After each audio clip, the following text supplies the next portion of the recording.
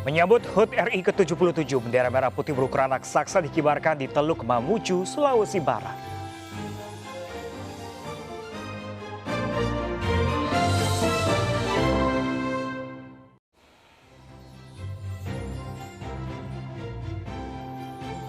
Ya halo, selamat sore pemirsa. Tim khusus Kapolri yang menangani kasus pembunuhan Brigadir Joshua mendatangi rumah Irjen Ferdisambo di Magelang, Jawa Tengah. Akankah ditemukan fakta terbaru di sana pemirsa? Saya Pram Senjaya, Anda menyaksikan MNC News Now.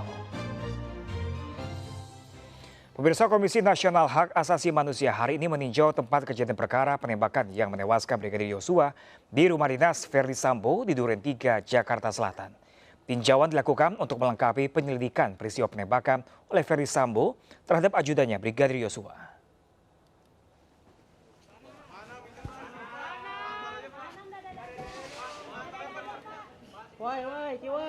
Pemeriksaan akan dilakukan bersama tim dari Laboratorium Forensik Polri dengan mengecek tempat kejadian perkara tewasnya Brigadir Joshua.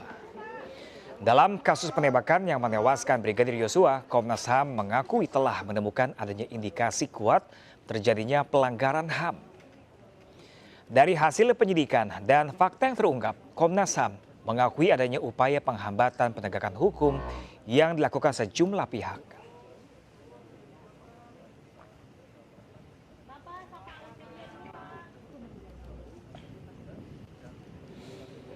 Sementara itu pemirsa, LPSK menyatakan menolak memberikan perlindungan kepada istri Irjen Ferdisambo, Putri Chandrawati.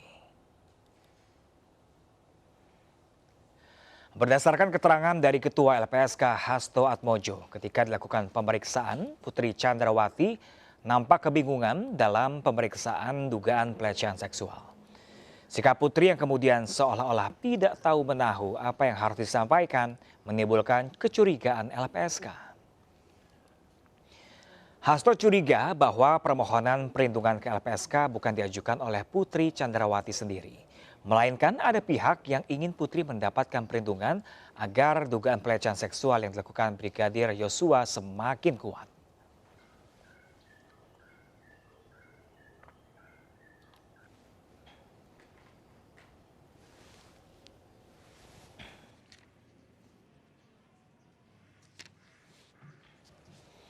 Ya pemirsa, LPSK menetapkan putusan menolak permohonan perlindungan yang diajukan oleh istri Ferdisambo. Berdasarkan keterangan dari Ketua LPSK Hasto Atmojo, ketika dilakukan pemeriksaan, Putri Chandrawati terlihat kebingungan dalam pemeriksaan dugaan pelecehan seksual. Lalu bagaimanakah nasib dari istri Sambo ini pemirsa?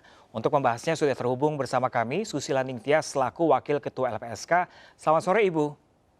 Selamat sore Mas Pram. Ya, selamat sore Ibu. Ini ada hal-hal janggal yang dikatakan oleh LPSK hingga akhirnya Ibu Putri tidak jadi dapat perlindungan oleh LPSK. Ini apa saja Ibu hal janggal-janggal tersebut?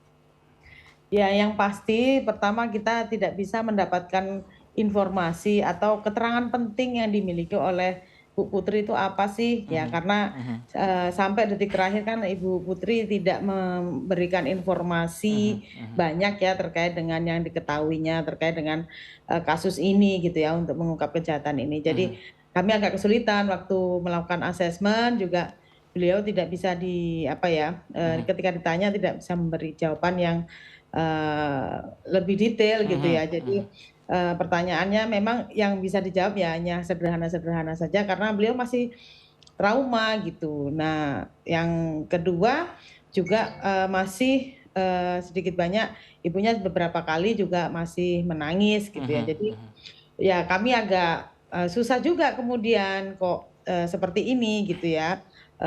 Akhirnya kemudian kami memutuskan untuk tidak lagi melakukan asesmen, apalagi pada saat asesmen terakhir itu kan kami datang bersama tim psikolog dan psikiater ya. Nah dari mereka didapatkan informasi bahwa Ibu Putri ini kondisinya memang trauma dan tidak sampai detik ini tidak memiliki kompeten untuk memberikan keterangan dan informasi, sehingga itu salah satu yang kemudian kami tolak gitu ya. Jadi kemarin awalnya kami berpikir ini jangan-jangan Bu Putri, karena kan begini Mas ya, Iya, gimana orang Bu? permohonan perlindungan kan pasti serius ya, Mhm, mhm.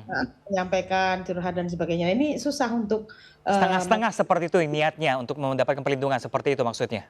nah belum tahu ya, tapi yang pasti kan belum tahu nih ini Mhm, motifnya apa mengajukan permohonan perlindungan, tapi yang pasti kami, kesusahan gitu mhm, karena mhm, ini kan, karena begini, kalau kita memberikan perlindungan kepada orang, otomatis kan individu tersebut harus berkomunikasi dengan LPSK. mhm, Nah, bagaimana kita mengenal lebih jauh, bagaimana kita kemudian akan ada interaksi mhm, dan membantu untuk mengungkap kejahatan ini kalau tidak ada komunikasi sama sekali, seperti itu. mhm, Jadi kami agak kesulitan. mhm. Itu, berat bagi kami dan kemudian di sisi lain juga kami agak ruwetnya karena terakhir itu sampai detik terakhir kami belum mendapatkan informasi mengenai penyebab trauma dan Oke.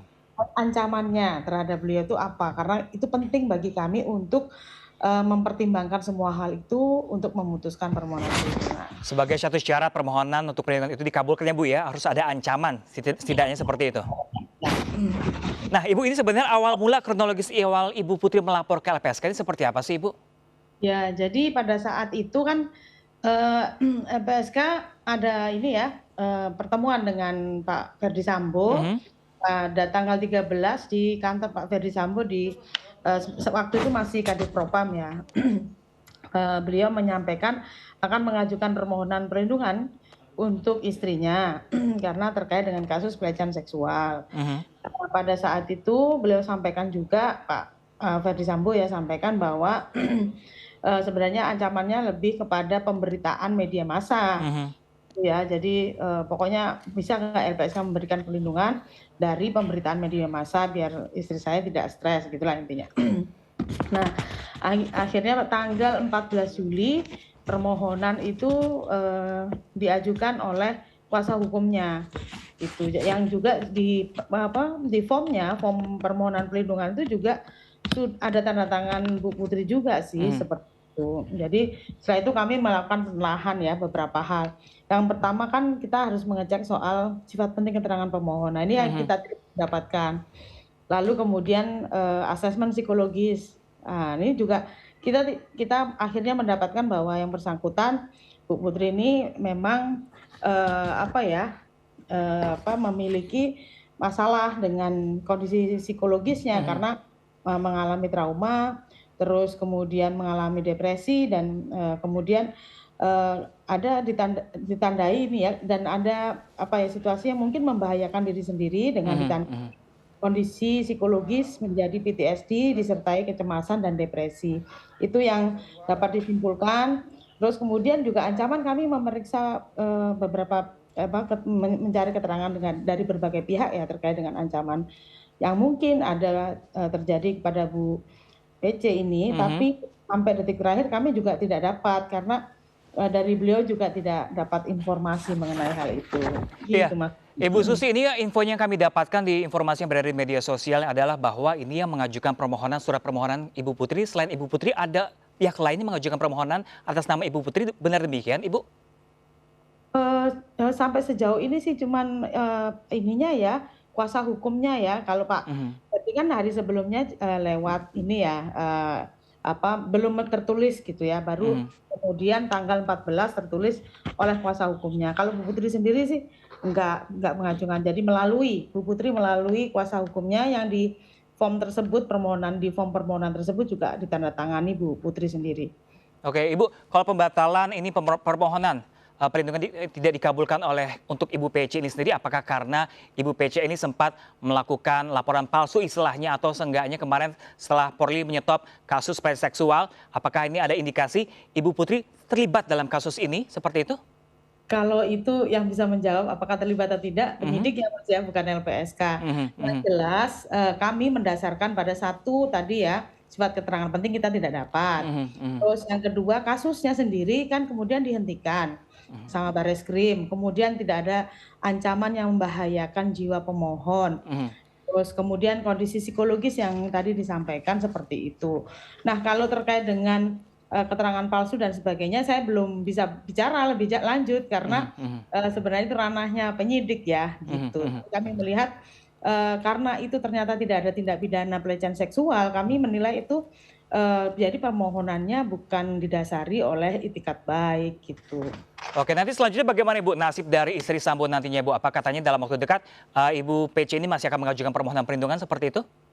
Saya belum tahu, Mhm, tetapi kalau Bu pc akan mengajukan permohonan perlindungan mhm, dengan kasus yang lain, bisa saja nanti tetap ya, nanti permohonan kami akan telaah lebih dulu, baru kemudian kami putuskan seperti mhm, apa. Bisa kan kita nggak tahu nih nanti ke depannya penyidik akan menetapkan Bu pc ini sebagai ini jangan-jangan sebagai saksi kunci mhm, misalnya, atau mhm, mhm, sebagai misalnya jadi bisa saja sebagai terdakwa tapi tersangka juga sekaligus bisa jadi saksi pelaku yang mhm, bekerja sama, JC gitu-gitu. mhm. Kita tidak tahu, jadi kita tunggu saja, perkembangan dari penyidikan kasus ini. Ya Bu Suti, selain Ibu PC ini ternyata akhirnya Baradae akhirnya dikabulkan sebagai justice kolaborator. Ini seperti apa Ibu?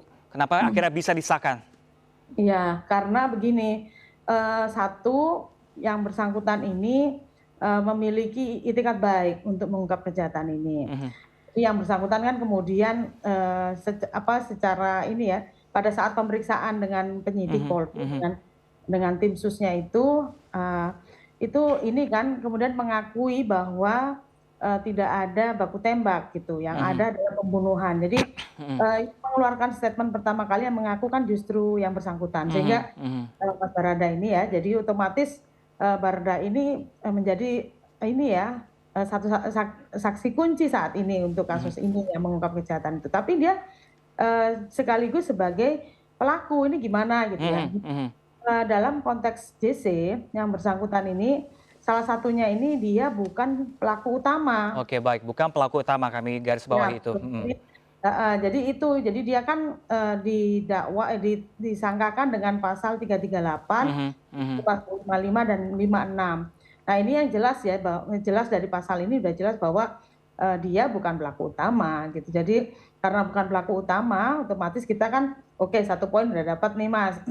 Yang poin berikutnya adalah soal tindak pidana. mhm, Pidananya ini adalah menurut LPSK itu masuk dalam kriteria tindak pidana yang diatur di dalam Undang-Undang Perlindungan Saksi dan mhm, mhm. Korban yang, bisa menjadi saksi pelaku.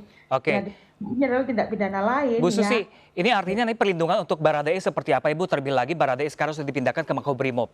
oke. Terus setahu saya sih masih di tahanan Barreskrim ya gitu. Mhm, mhm, Jadi, kami memberikan perlindungan fisik, mhm, kemudian, perlindungan sebagai saksi pelaku itu ada 2 ya, mhm, penanganan khusus dan, penghargaan secara khusus. mhm, Nah, terus kemudian kami berikan pendampingan, pada saat pemeriksaan, kemudian kami juga fasilitasi ketika nanti butuh medis dan psikologis, bahkan mungkin juga, kalau butuh untuk penguatan spiritual, Mas Baradae, gitu yang kami mhm, berikan mhm. kepada yang bersangkutan. Ibu, ini meski sudah ditetapkan sebagai justice kolaborator, ini banyak masyarakat yang masih pesimis dengan sosok justice kolaborator di Indonesia. Apakah ini bisa menegakkan hukum sesuai dengan seadil-adilnya atau tidak, Ibu? Apa karena biasanya di awalnya saja kencang, namun di akhir-akhir melempem? Pendapat Ibu seperti apa?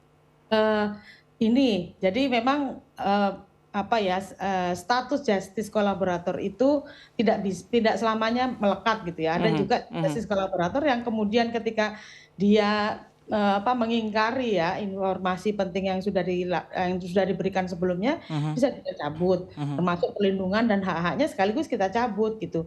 Nah, mekanisme perlindungan JC ini sebenarnya tidak sekali ini ya, ada beberapa kasus korupsi dan narkotika yang sudah pernah, kami lakukan, kami berikan perlindungan justice kolaboratornya gitu mhm, dan, mhm, memang erat kaitannya LPSK harus bekerja sama dengan penyidik dalam kasus ini dan kemudian dengan JPU dan sampai kepada nanti pada saat yang bersangkutan ditetapkan sebagai terdakwa, mhm, mhm.